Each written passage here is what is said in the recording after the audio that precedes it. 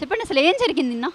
నిన్న మొత్తం భారీ వర్షాలు పడుడికి మొత్తం వాగు అనేది మొత్తం ఇటు వచ్చేసింది. మాకు జర ఈరోజే షాప్ ఓపెనింగ్ ఉండే మేము ఎంతో ఆశగా చేసగా మస్తు మేము ఎంతో ఇబ్బందులు పడి మా అప్పో సొప్పో తీసుకొచ్చి మేము చేసినాం. వరద వల్ల మొత్తం పైన దాకా నీళ్ళు వచ్చేసి మొత్తం కొట్టుకొని వెళ్ళిపోయినాయి. మొత్తం ఐటమ్లు అన్నీ తీసుకొచ్చి డైరెక్ట్ ముళ్ళే కట్టినాం.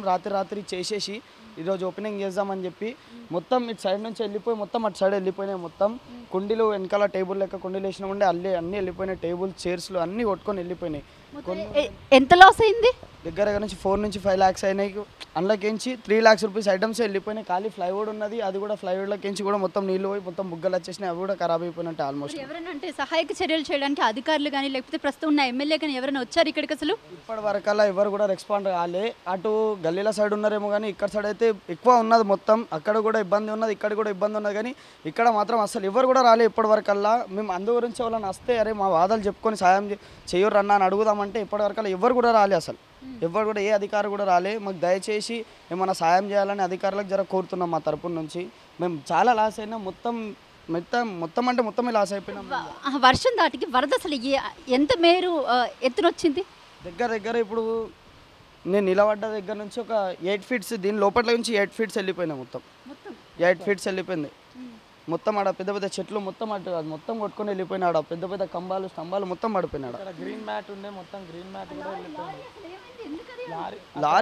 లారీ అక్కడ ఆగిన ఉండే వాటర్ ప్రెజర్కి వల్ల అది మొత్తం కిందికి డౌన్ అయిపోయి పడిపోయింది వర్షం కారణం వల్ల.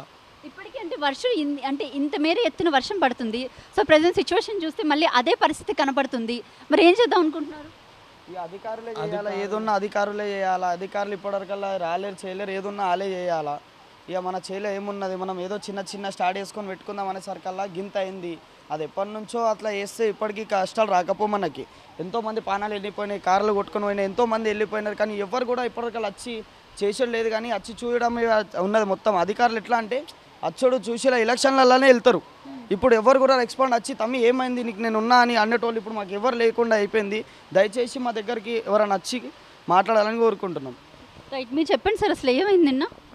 ఏమైంది, వర్షం నిన్న రాత్రి బాగా వర్షం వచ్చి మొత్తం కొట్టుకుపోయినాయి. నిన్న సామాన్ దగ్గర ఒక 2 లక్షల సామాన్ తీసుకొచ్చి పెట్టారు. మొత్తం అవి కూడా కొట్టుకుపోయినాయి.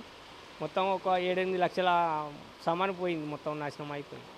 అంటే ఎంత ఎత్తున వచ్చింది వర్షం అంతా కూడా? ఇక్కడ అక్కడ దాకా నీళ్ళు వచ్చినాయి. అక్కడికి వచ్చి గేట్ ఉంది, మొత్తం ఇక్కడి నుంచి అన్ని అటు కొట్టుకొని పోయినాయి. ఎక్విప్మెంట్ కూడా అంటే మొత్తం కొంచెం సామాను కూడా కొట్టుకుపోయిందని అంటున్నారు. సామాన్ కొట్టుకుపోయింది మొత్తం అన్ని. అధికారులు ఎవరైనా వస్తున్నారు అసలు? కనీసం రాలేదు. 2-3 ఫోన్ చేసినాం, ఎవ్వరు రాలేదు. సహాయక చర్యలు వాళ్ళు కూడా ఎవ్వరు రాలేదు. ఇక్కడికైతే ఎవ్వరు రాలేదు. అక్కడికి వచ్చిరట, ఆడికి చూసుకుంటూ పోతున్నారు. కానీ ఇక్కడికైతే ఎవ్వరు రాలేదు ఇప్పటి వరకు రాలేదు.